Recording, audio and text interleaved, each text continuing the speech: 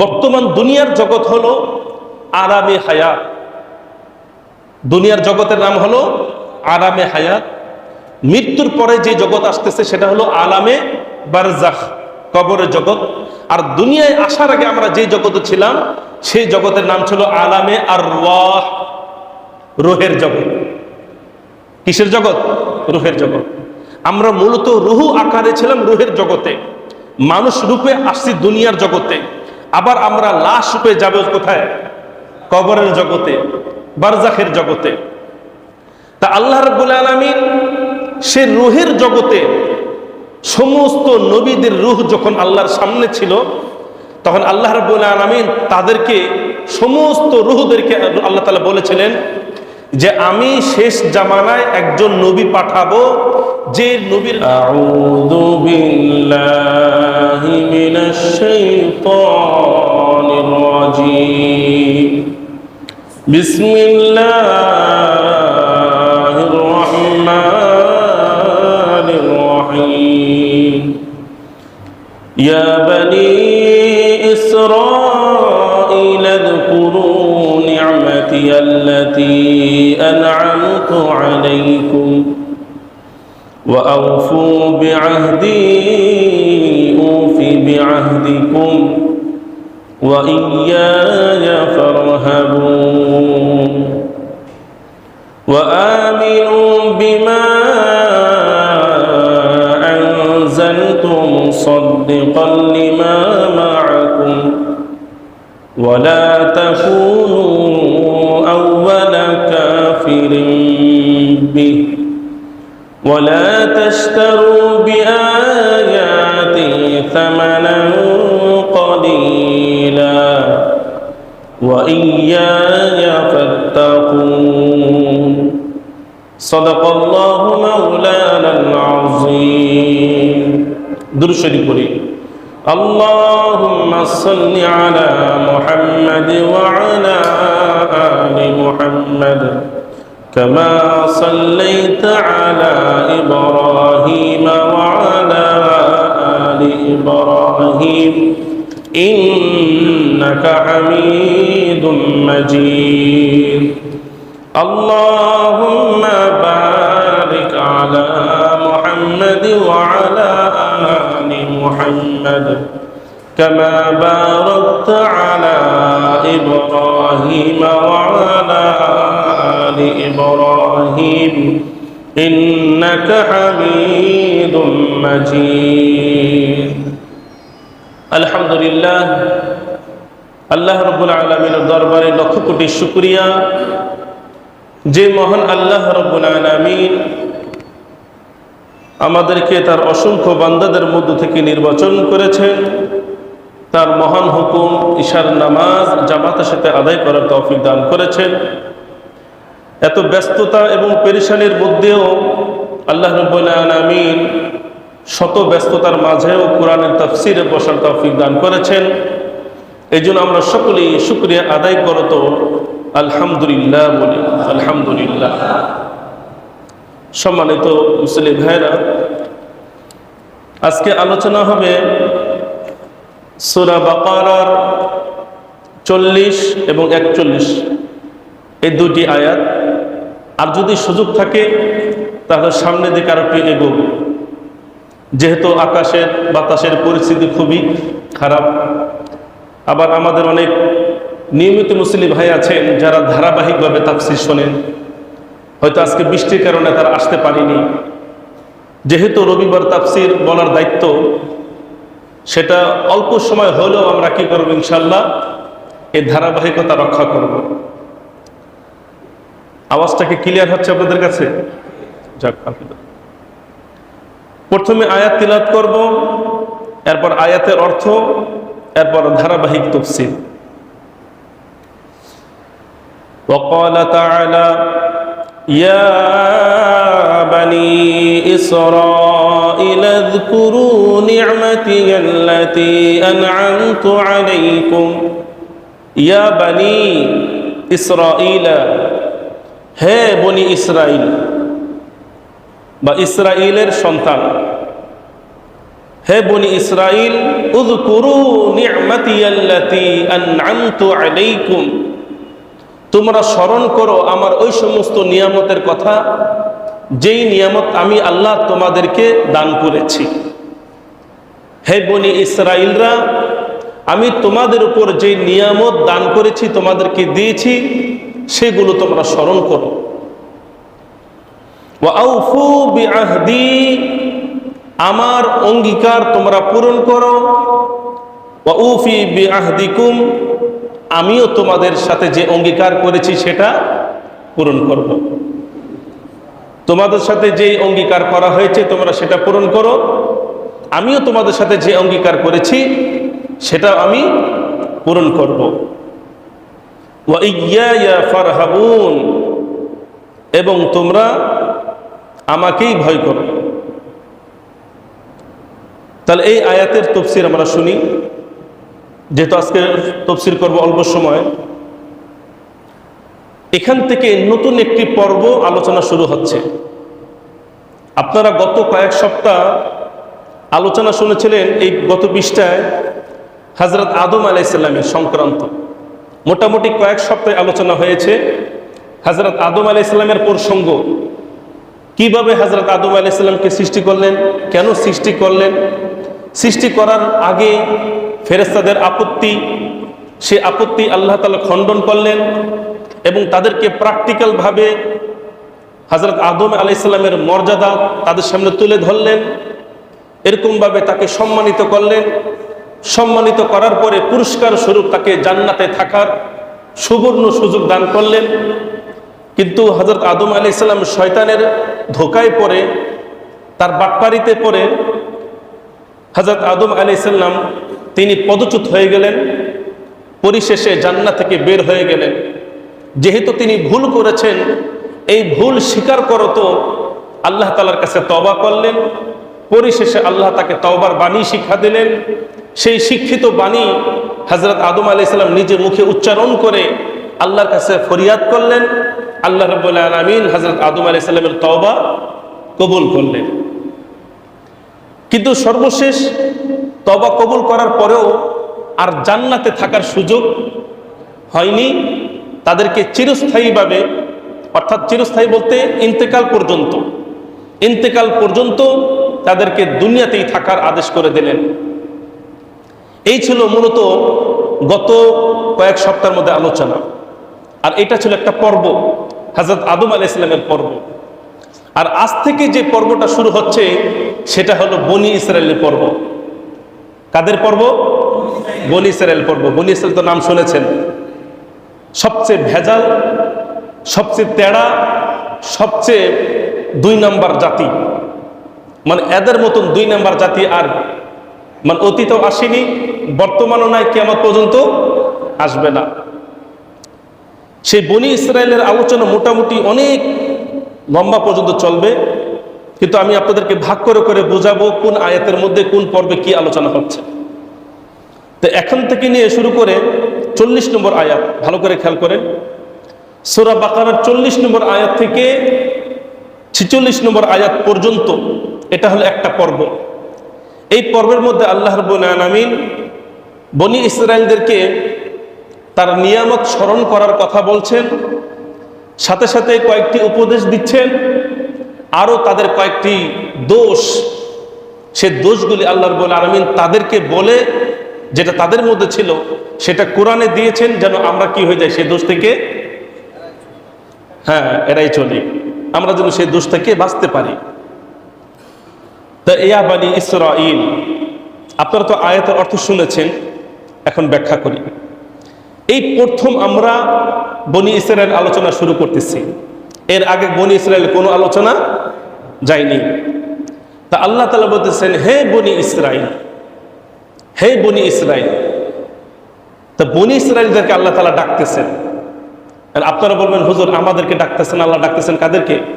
বনি ইসরায়েলদেরকে। মূলত বনি ইসরায়েলদেরকে ডাকা মানে হলো যে বনি ইসরায়েলদের যে স্বভাব ছিল সেই স্বভাবটাই মূলত আল্লাহ রাব্বুল আলামিন আমাদেরকে বলছেন তোমরাও সেই স্বভাব থেকে কি থাকো? দূরে থাকো। অনেক সময় কথা বলার উদ্দেশ্য থাকে আরেকজন, কিন্তু অনেক সময় আর তাকাই থাকে আরেকজনের কাছে। কি বলেন? যেমন আপনার সাথে আমার তর্ক হচ্ছে, এখন আপনার দিকে না থেকে আমি ওনার দিকে তাকিয়ে তর্ক করতেছি, কিন্তু উদ্দেশ্যকে উনি, এমন হয় না অনেক সময়? কিন্তু মনে হচ্ছে যে কেমন যেন ওনার সাথে তর্ক করছি, কিন্তু মূলত তর্ক ওনার সাথে না, তর্ক কার সাথে? ওনার সাথে। তা আল্লাহ রাব্বুল আলামিন বনি ইসরাইলদেরকে যদিও ডাকতেছেন, কিন্তু এই বিধানগুলি, এই উদ্দেশ্য সম্বোধন শুধু বনি ইসরাইল না, বরং কিয়ামত পর্যন্ত যত মানুষ আসবে প্রত্যেকের কাছে আল্লাহ তাআলা কেমন যেন ডাকতেছেন। তা বনি ইসরাইলের আলোচনা শুনতে গেলে আপনাদের আগে বনি ইসরাইলের পরিচয়টা জানতে হবে। বনি ইসরাইলের পরিচয়, বনি ইসরাইল শব্দের অর্থ কি? বনি ইসরাইল তারা কারা? বনি ইসরাইল তারা কি এখন আছে? এই যে প্রশ্নগুলি আমি করলাম, এগুলো উত্তর দিচ্ছি।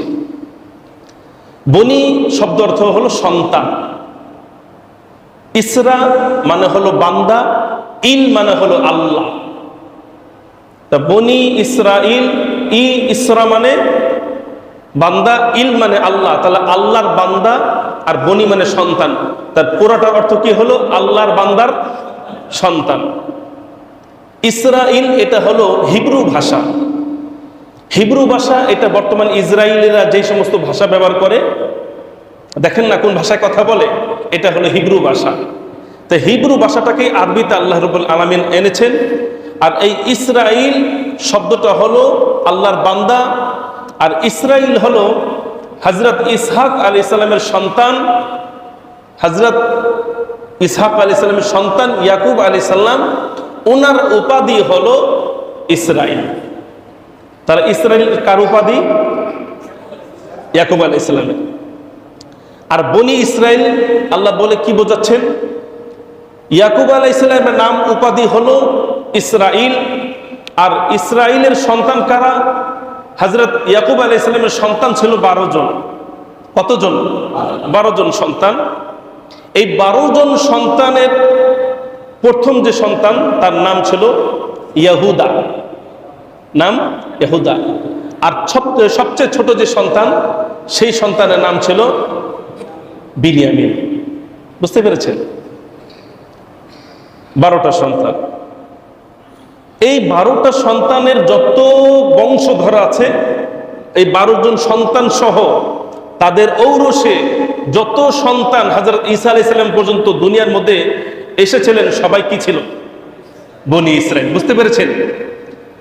আর এই তাদের 12 জন সন্তান, হযরত ইয়াকুব আলাইহিস সালামের 12 জন সন্তানের মধ্যে এক এক সন্তানের ঘরে 2-1 জন সন্তান বাদে প্রত্যেকটা সন্তানের বংশধরের মধ্যে নবী ছিল। বুঝতে পেরেছেন? যেমন 12 জন সন্তান, এদের যত উত্তরসূরি ছিল, 2-1 জন বা 3 জন বাদ দিয়ে বাকি প্রত্যেকের বংশধরের মধ্যে কি ছিল? নবী ছিল। হযরত ইয়াকুব আলাইহিস সালামের বংশধরের মধ্যে কারা কারা নবী ছিল? যেমন হযরত ইয়াহইয়া আলাইহিস সালাম, হযরত জাকারিয়া আলাইহিস সালাম, ঈসা আলাইহিস সালাম, মুসা আলাইহিস সালাম, দাউদ আলাইহিস সালাম। বুঝতে পেরেছেন? এরকম ভাবে এরা হলো প্রসিদ্ধ। ইনারা সহ অসংখ্য নবী এবং রসুল ছিলেন হযরত ইয়াকুব আলাইহিস সালামের বংশধর। তাহলে ঈসা আলাইহিস সালাম তিনিও ছিলেন কার বংশধর? ইয়াকুব আলাইহিস সালামের বংশধর। আর ইয়াকুব আলাইহিস সালাম কার সন্তান? ইসহাক আলাইহিস সালামের সন্তান। তাহলে ইসহাক আলাইহিস সালামের সন্তান হলো ইয়াকুব আলাইহিস সালাম। আর ইয়াকুব আলাইহিস সালাম থেকে শুরু করে একেবারে ঈসা পর্যন্ত যত নবী ছিল, সবাই ছিল হযরত ঈসা আলাইহিস সালামের কি বলে, হযরত ইয়াকুব আলাইহিস সালামের বংশধর। আর হযরত ইব্রাহিম আলাইহিস সালামের আরেকজন সন্তান নাম হলো ইসমাঈল আলাইহিস সালাম। তার বংশে মাত্র একজন নবী এবং রসুল ছিল, আর তার নাম ছিল হযরত মুহাম্মদ মুস্তাফা সাল্লাল্লাহু আলাইহি সাল্লাম। তাহলে হযরত ইসহাক আলাইহিস সালামের মূলত সন্তান হযরত কয়জন বলেন? ইব্রাহিম আলাইহিস সালামের সন্তান 2 জন। হযরত ইসমাঈল আলাইহিস সালাম, তার বংশে কয়জন নবী? একজন নবী। আর এইদিকে হলো হযরত ইসহাক আলাইহিস সালাম, তার বংশে কত নবী? অসংখ্য নবী। লম্বা একটা সিরিয়াল।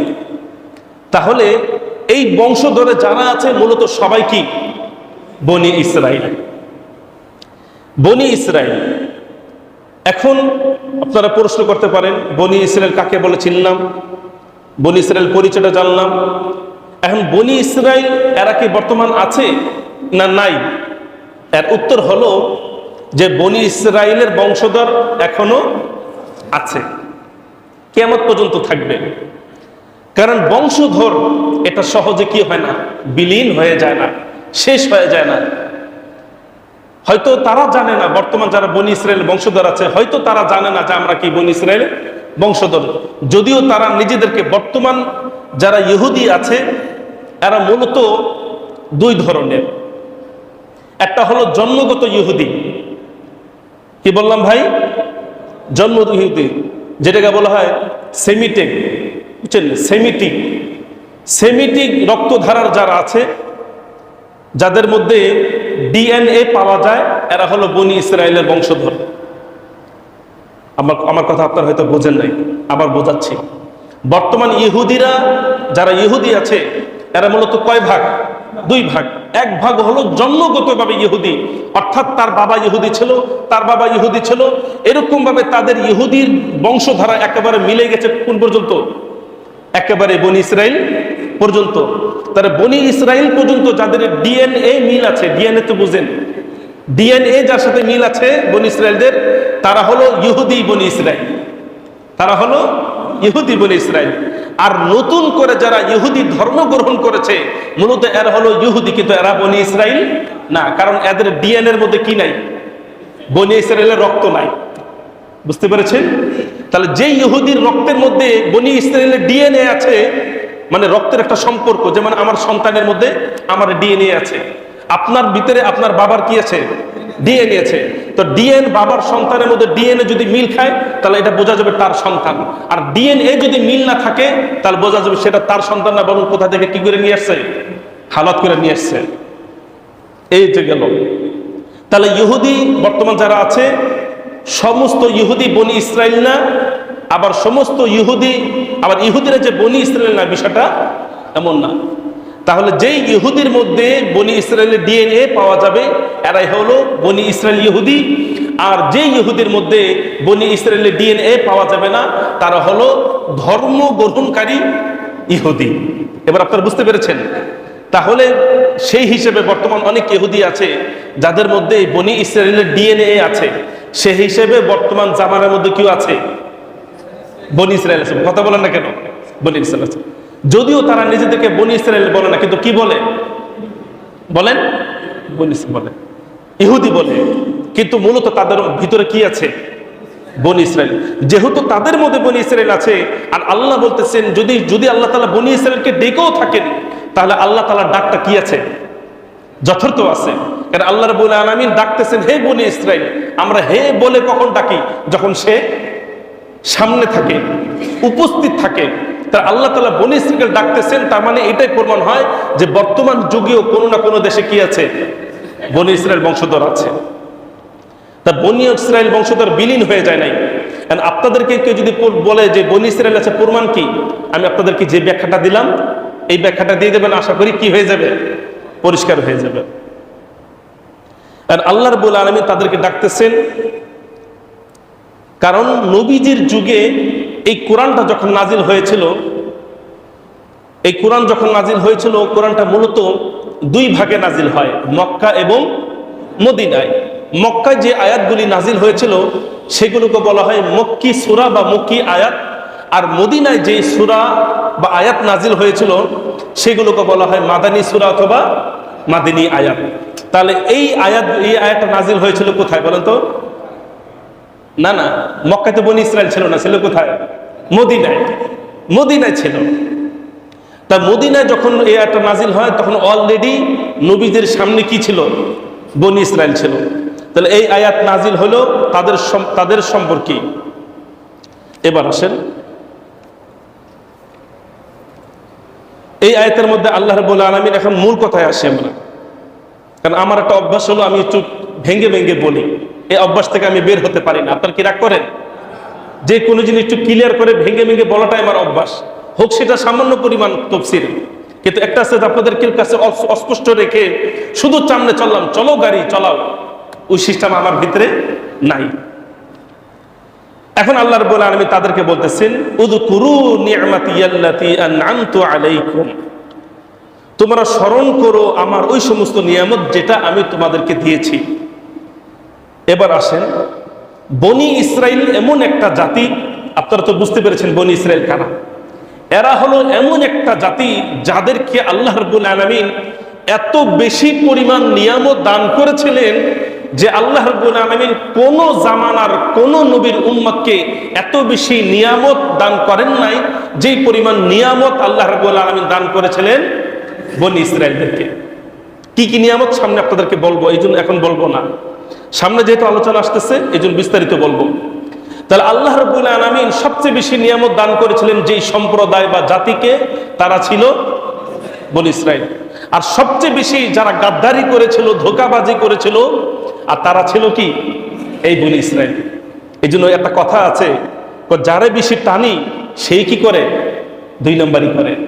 যারা বেশি উপকার করে সেই কিন্তু অনেক সময় কি করে, ক্ষতি করে।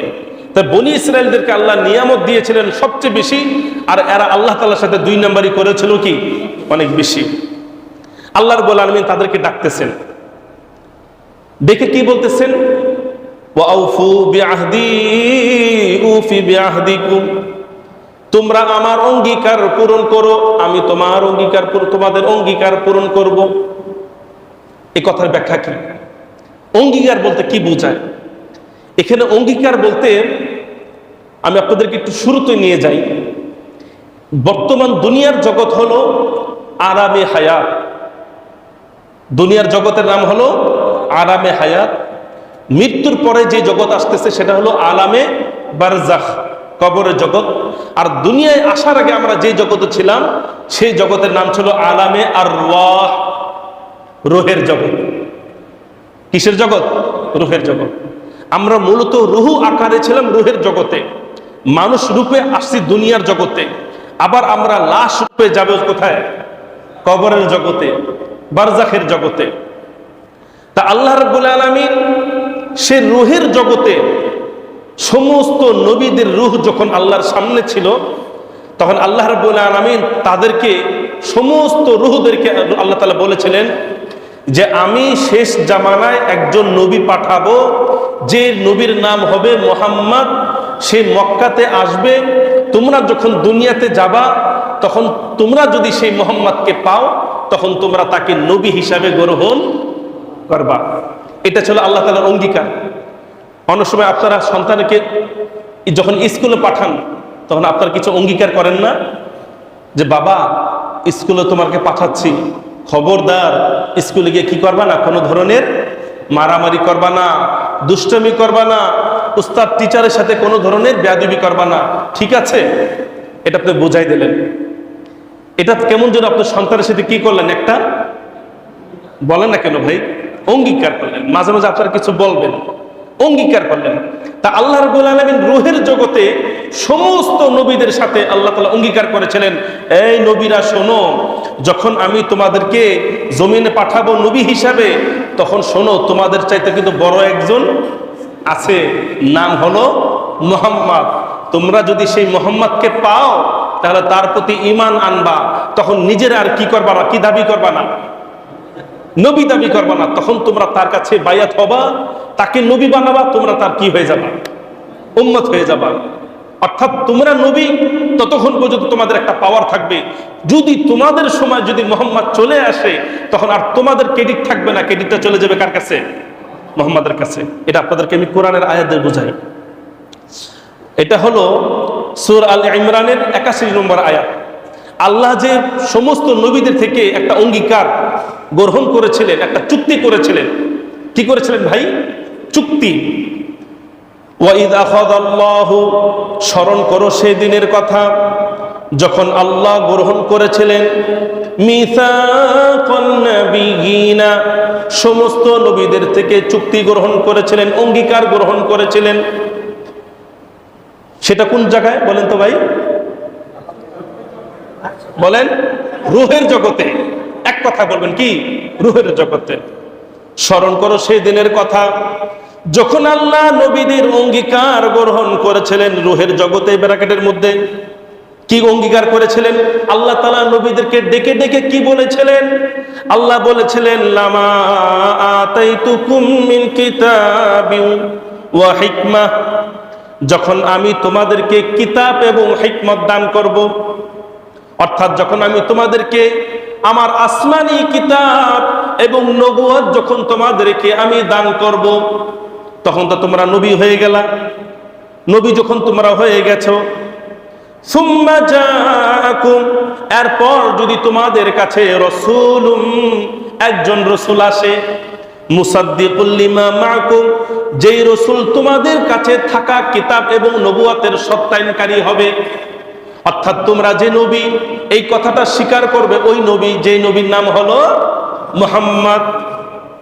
আল্লাহ বলছেন, যতক্ষণ তোমরা নবী থাকবা ততক্ষণ পর্যন্ত নবী থাকবা, আর যখন তোমাদের থাকাকালীন মুহাম্মদ রাসূল হিসেবে আসবে, তখন কি করবা?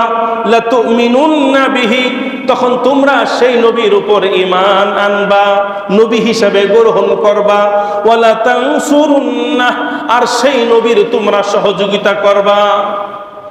ক্বালা আ'আকরারতুম, তোমরা কি স্বীকার করছো?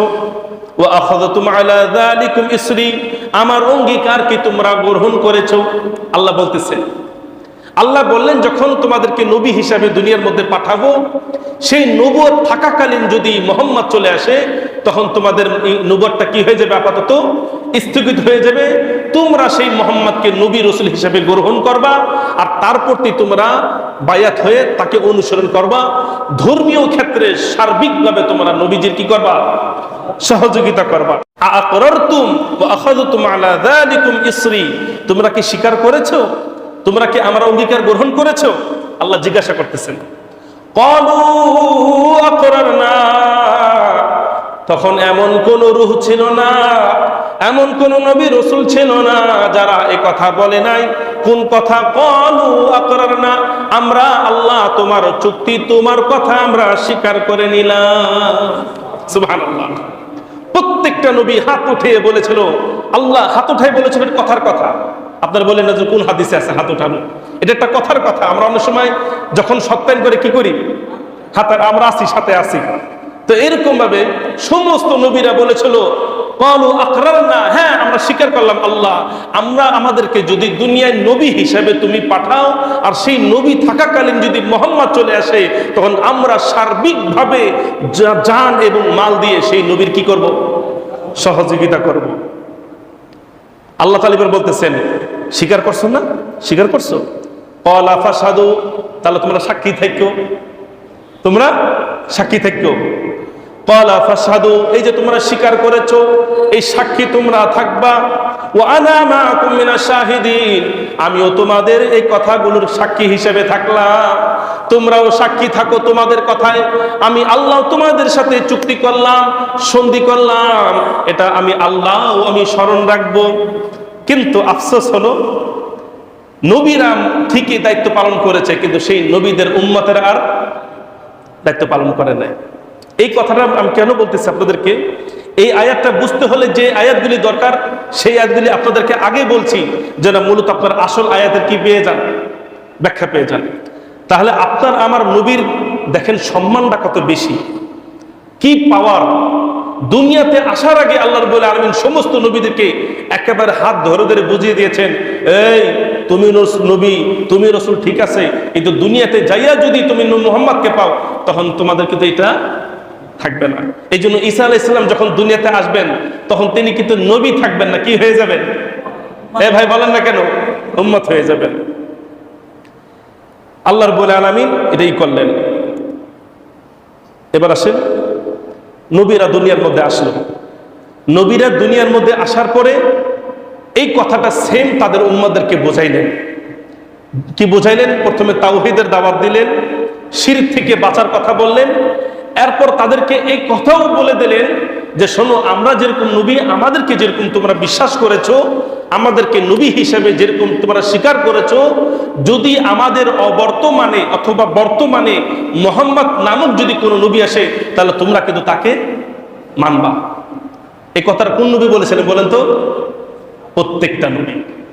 প্রত্যেকটা নবী তার উম্মতকে বলেছিলেন, এই শোনো, আমাকে তো নবী হিসেবে মানলা, কিন্তু সাথে সাথে আরেকটা বাড়তি দায়িত্ব হলো, যদি আমি থাকাকালীন অথবা আমার পরে যদি মুহাম্মদ নামে কোন একজন নবী আসে, তখন তোমরা সেই নবী কি করবা? ঈমান আনবা। আগে কি করছো, আগে কি মানছো, এটা সব কি হয়ে যাবে? ডিলেট, সব ডিলেট হয়ে যাবে। মুহাম্মদ আসলে তখন আগের ফাইল কি হবে না, কোনো কার্যকর হবে না। সরকার যখন পরিবর্তন হয় তখন বিভিন্ন ফাইল পরিবর্তন হয়ে যায় না? বলেন না কেন ভাই? ফাইল পরিবর্তন হয়ে যায়। আগের সরকার বিভিন্ন চুক্তি করে থাকে, বিভিন্ন ধরনের বাজেট করে থাকে, পরবর্তী যখন সরকার আসে সেই চুক্তির ফাইল, সেই বাজেটের ফাইল কি হয়ে যায়? একেবারে বন্ধ হয়ে যায়, নতুন বাজেট চালু হয়। তাই আল্লাহ রাব্বুল আলামিনের নবীগুলি এইগুলি বলেছেন যে আমরা আমাদের পরে যদি, আমাদের থাকাকালীন অথবা আমাদের পরে যদি মুহাম্মদ আসে, তখন আমাদের ফাইল বন্ধ হয়ে যাবে। সুতরাং সেই যে কথা বলবে, তার উপরে যে কিতাব নাজিল হবে, সেটাই তোমাদের জন্য কি হবে? কার্যকর হবে। এই কথাটা বলেছেন প্রত্যেক নবী যার যার উম্মতের কাছে বলেছেন। এমনকি এই কথাটা যেন তারা ভুলে না যায়, কারণ অনেক সময় বললে কি হয়ে যায়? ভুলে যায়। আমরা অনেক সময় শুনি, ভুলে যাই, কিন্তু যদি নোট করা থাকে ভুলে যায় না। আর সেই নোটটা আল্লাহ তাআলা যুগে যুগে কিতাব হিসেবে পাঠাইছেন, যুগে যুগে কিতাব হিসেবে পাঠিয়েছেন। প্রত্যেক নবী তার উম্মতদেরকে মৌখিকভাবে সতর্ক করেছেন যে আমাদের পরে, আমাদের থাকাকালীন যদি মুহাম্মদ আসে, তোমরা তাকে গ্রহণ করবা। আর এই কথাটা হয়তো ভুলে যেতে পারে, এই জন্য আল্লাহ যুগে যুগে আল্লাহ নবীদের উপর কিতাব নাজিল করেছেন। তাওরাত, জাবুর, ইনজিল নামক কিতাব নাজিল করেছেন। বিভিন্ন সহিফা নামক কিতাব আল্লাহ তাআলা আসমান থেকে নাজিল করেছেন, যেই কিতাবের মধ্যে স্পষ্ট ছিল, তাওরাতের মধ্যে, ইনজিলের মধ্যে, জাবুরের মধ্যে স্পষ্ট ছিল কোন কথা? সেই কথা হলো যে শেষ জামানায় একজন নবী আসবে মুহাম্মদ নামে, সেই মুহাম্মদ নবীকে রাসূল হিসাবে মেনে নিতে হবে। আর তার পূর্বের যেই ধর্ম রীতিনীতি থাকবে, শরীয়ত থাকবে, সমস্ত শরীয়ত একেবারে বাদ হয়ে যাবে, বাদ হয়ে যাবে।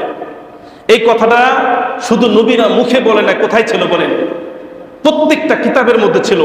এবং সেই কথাগুলি বারবার ইহুদিরা পাঠ করেছিল, বারবার বনি ইসরাইলরা পাঠ করেছিল, নিজের চোখে হাত ধরে ধরে পাঠ করেছিল। এইভাবে পাঠ করেছিল যে শেষ জামানায় একজন নবী আসবে, তার নাম হবে মুহাম্মদ, সেই মুহাম্মদকে মানতে হবে, তার শরীয়ত পালন করতে হবে। সেই শরীয়ত পালন করার আগে যেই শরীয়তের উপরে ছিল, সেই শরীয়তকে কি করে দিতে হবে? ডিলিট করে দিতে হবে। এবার আসেন মূল কথা, এবার মূল আয়াতে আসেন। এই যে আল্লাহ রাব্বুল আলামিন যে একটা সন্ধি করেছিলেন, আপনারা বুঝতে পেরেছেন না? বিষয়টা ক্লিয়ার হয়েছে? সেই চুক্তিটা কি ছিল? বলে গেছেন, আপনারা মনোযোগ শোনেন না মনে হয়। নবী আসবে, নবীকে মানতে হবে। এই যে মূলত এটাই ছিল আল্লাহ তাআলার বনি ইসরাইলের সাথে কি অঙ্গীকার, এইটাই ছিল অঙ্গীকার। কিন্তু যখন নবী আসলো, নবী যখন মুহাম্মদ নবী যখন মক্কায় আসলো, মদিনা আসলো, তখন ওই যে বনি ইসরাইল যাদের সাথে আল্লাহ তাআলা চুক্তি করেছিলেন, যারা তাওরাতের মধ্যে পড়েছিল, যারা ইনজিলের মধ্যে পড়েছিল, যারা জাবুরের মধ্যে পড়েছিল যে একজন মুহাম্মদ নবী আসবে, তাকে মানতে হবে, আগের শরীয়ত বাদ করতে হবে। কিন্তু যখন নবী মুহাম্মদ আসলো, তখন সেই বনি ইসরাইল সেই অঙ্গীকার আর পূরণ করলো না। তারা কোরআন মানলো না, নবীকে রাসূল মানলো না। সুতরাং তারা পূর্বের যে শরীয়ত, কি বলে, তারা যে তাওরাতের শরীয়ত, ইনজিলের শরীয়ত, মুসার শরীয়ত, ঈসার শরীয়ত, সেই শরীয়তের উপরই তারা থেকে গেল। আর এইটাই ছিল তাদের পথভ্রষ্ট হওয়ার কি কারণ? এটাই ছিল তাদের পথভ্রষ্ট হওয়ার কারণ। আর তারা সেই চুক্তি রাখতে পারে নাই। আর এই কথাটা আল্লাহ রাব্বুল আলামিন বলছেন, ইয়া বানি ইসরাঈল আযকুরু নি'মাতি আল্লাতী আন'আমতু আলাইকুম ওয়া আউফু বিআহদি উফি বিআহদিকুম। আমি তোমাদের সাথে যে চুক্তি করেছিলাম, সেই চুক্তি ছিল শেষ জামানায় নবী মুহাম্মদ আসবে, তাকে তোমরা গ্রহণ করবা। আর এই কাজটা যদি তোমরা করো, তবেই উফি বিআহদিকুম, আমিও তোমাদের সাথে যে অঙ্গীকার করেছি, সেই অঙ্গীকার আমি আল্লাহ পূরণ করব। আর সেই অঙ্গীকার কি? সেই অঙ্গীকার হলো আমি আল্লাহ তোমাদের জীবনের গুনাহ মাফ করে দেব, তোমাদের জন্য জান্নাত ওয়াজিব করে দেব। সুবহানাল্লাহ। আল্লাহ স্পষ্ট করে দিয়েছেন। কোরআন, তাওরাতের মধ্যে, জাবুরের মধ্যে স্পষ্ট ছিল তোমরা যদি মোহাম্মদকে নবী হিসেবে মানো, আর আগের ঈসা আলাইহিস সালামের ধর্ম, আগের মুসা আলাইহিস সালামের ধর্ম, আগের সমস্ত ধর্মকে কি করে দিতে হবে বলেন? একেবারে বাদ করে দিতে হবে। তাওরাত আর চলবে না, জাবরের বিধান আর চলবে না, ইনজিলের বিধান আর চলবে না। কিন্তু বর্তমান যারা খ্রিস্টান আছে, তারা কিসের মধ্যে আছে?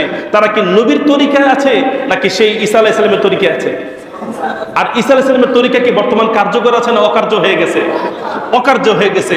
যেহেতু তার শরীয়ত অকার্য হয়ে গেছে, সুতরাং তাদের ঈমানও কি হয়ে গেছে? অকার্য হয়ে গেছে।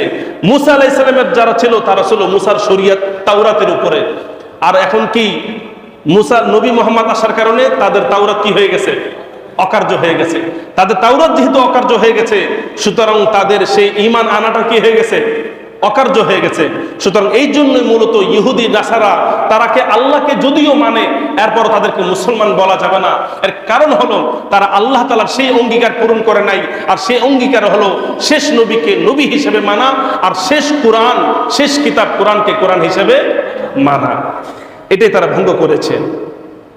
এটাই মূলত ছিল এই আয়াতের তাফসীর। তো সম্মানিত মুসলিম ভাইরা, আজকের তাফসীরের মাধ্যমে আমরা কি কি জানতে পারলাম? এক নম্বর কথা, বনি ইসরায়েলের পরিচয়। দুই নম্বর বিষয় যে বনি ইসরায়েল বর্তমান যুগে আছে না নাই? উত্তর কি? আছে। তিন নম্বর কথা, বনি ইসরায়েলদের সাথে আল্লাহর কি চুক্তি ছিল? শেষ জামানায় নবী আসবে, সেই নবীকে হিসেবে মানতে হবে। মূলত আমরা আজকে ইহুদি খ্রিস্টানদেরকে কেন তাদেরকে আমরা পথভ্রষ্ট, বেঈমান কেন তাদেরকে বলি? এই বলার কারণ কি? একটাই কারণ, সেটা হলো তারা আমাদের মুহাম্মদকে মানতে পারে নাই, তারা এই কোরআনকে মানতে পারে নাই। যদিও তারা তাওরাতের উপর আছে, কথার কথা, যদিও তারা ইনজিল কিতাবের উপর আছে, কিন্তু সেই ইনজিল আর ওই ইনজিল নাই যেটা ঈসার উপর নাজিল হয়েছিল। ওই তাওরাত আর ওই তাওরাত নাই যেই তাওরাত হযরত মুসা আলাইহিস সালামের উপরে নাজিল হয়েছিল। সমস্ত ইনজিল বাদ হয়ে গেছে, তাওরাত বাদ হয়ে গেছে। আর সর্বশেষ যে শরীয়ত আছে কোরআন আমাদের কাছে, সেটা হলো কোরআন। আর এই কোরআন যেই জাতি মানবে তারাই কেবল আল্লাহর ক্ষমা এবং জান্নাত পাবে। আর এই কোরআন যেই জাতি মানবে না, তারা কোনোদিন ক্ষমা এবং জান্নাত পাবে না। ওমা তাওফিক ইল্লা বিল্লাহ।